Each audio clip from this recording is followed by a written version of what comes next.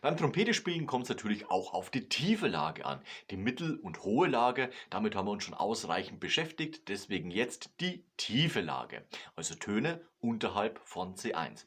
Oft wird gesagt, man muss einfach nur locker bleiben. Das stimmt auch, die Lippen, das Lippenrot hier vorne ist auch locker, dennoch brauchen wir eine gewisse Spannung, Stütze im Körper, damit die Töne von der Intonation stabil bleiben. Wenn ich einfach nur locker bin und die Luft rausnehme, sind diese Töne meistens viel zu tief. Das heißt, auch das C1, da fängt es schon an, ist ein heikler Ton, der wird nicht gestützt, der hat keine Spannung, keinen Tonkern, Intonation zu tief. Immer das Problem.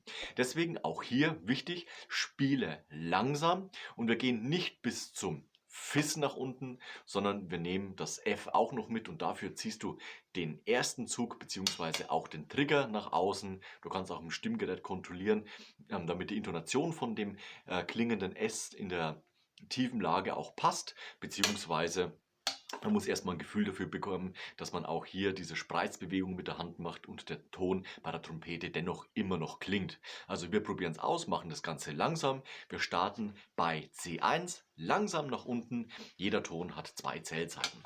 1, 2, 3.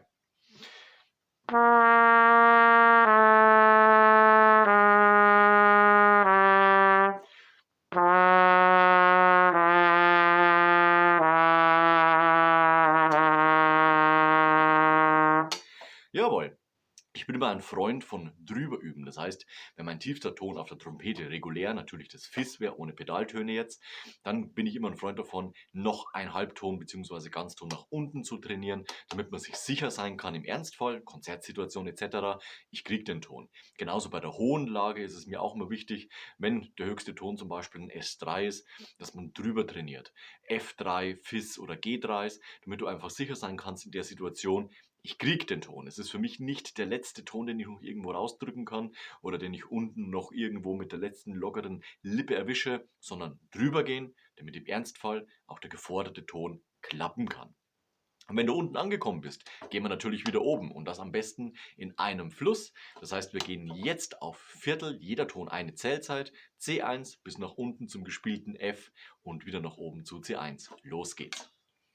1, 2, 3.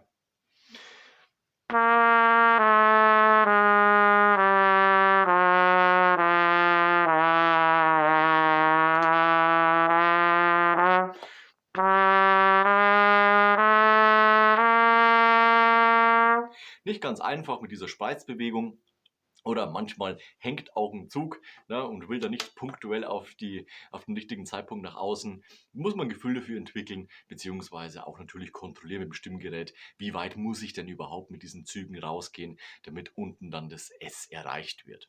Bau diese Übung in dein Trompetespiel mit ein für einen gewissen Zeitraum und versuche natürlich auch diese Übung täglich zu spielen.